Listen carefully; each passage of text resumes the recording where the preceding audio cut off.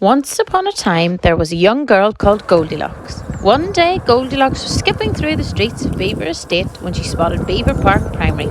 Goldilocks was a very inquisitive little girl, and so she decided to head into the school for a closer look. Skipping down the colourful corridor, Goldilocks stumbled upon the P1 classroom where the children were very busy with their work. Desperate to join in, Goldilocks sat down on one of the seats. It wasn't long before Goldilocks realised that she wasn't comfortable on the teeny tiny P1 seats and shouted, "The chairs are too small." before leaving the room. Just across the corridor was the school's nursery. Goldilocks went in for a closer look before quickly realising that this was It's too messy here. much too messy for her. So in next door she popped to the second part of the nursery. But once again, Goldilocks found that this was... It's still too messy. Without knocking, Goldilocks barges into P2, who have been busy building Polygon. She isn't there long before she realises that she is too big to be playing with the P2s and she won't be able to enter the house when it's finished. Goldilocks shouts This house is too small. before quickly leaving the room. Looking outside, Goldilocks noticed a fantastic outdoor classroom and was very keen to have a closer look.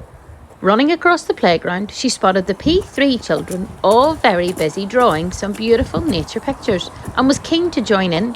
Sadly, she discovered there were no pages left and shouted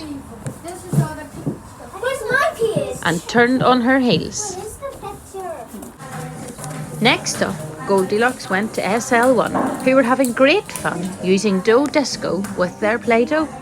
Goldilocks took a seat and grabbed some Play-Doh, keen to join in with the children. It didn't take her long to decide that Play-Doh isn't her thing, shouting. It's too sticky. En route to her next classroom, Goldilocks spotted an interesting area outside. She made her way out to find SC1 busy in the quiet area. Goldilocks didn't come very well prepared for the cold weather and shouted before heading back inside. It wasn't long before Goldilocks found herself in the P4 classroom where the children were doing some maths investigations with Isaac 9. Goldilocks isn't one for enjoying maths work and quickly decided that this work was much too difficult for her, shouting There's too many numbers here. before quickly leaving the room. In the corridor, she heard the start of one of her favourite songs. So being the nosy girl she is, she decided to pop next door to investigate. This time, it was SC2 who were busy practicing their writing skills using the fantastic Squiggle While You Wiggle. But Goldilocks isn't a fan of loud noises and decided that this activity was much too loud for her, shouting, It's too loud. Hearing some more noises down the corridor, Goldilocks found herself in SL2, who were making some fantastic music with the school's boomworkers. However, once again, it wasn't long before Goldilocks displayed her disapproval and shouted, I can't keep up. It's too fast. Goldilocks headed upstairs to see what she could find. She soon came across the P5 classroom, who were sitting very quietly, listening to their class novel.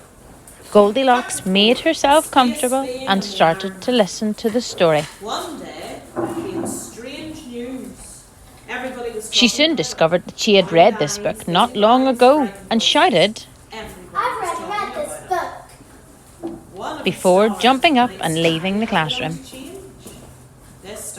Into P6, Goldilocks found the children working very hard on Lexia and Accelerated Reader. Goldilocks isn't good on computers, and despite all the efforts of the P6s to help her, she just shouted I forgot my Lexia password. and left. Looking in the window of the P7 classroom, she spotted some beautiful creations and decided she wanted a closer look. It was clear the P7s have been studying something very exciting, and she was keen to learn more. Do you want yours made of? Wood. Wood? Nice. The real one? There's a little over here. I know that there is like power. Goldilocks wasn't pleased that she didn't have the chance to make one and shouted, I wish I could do this.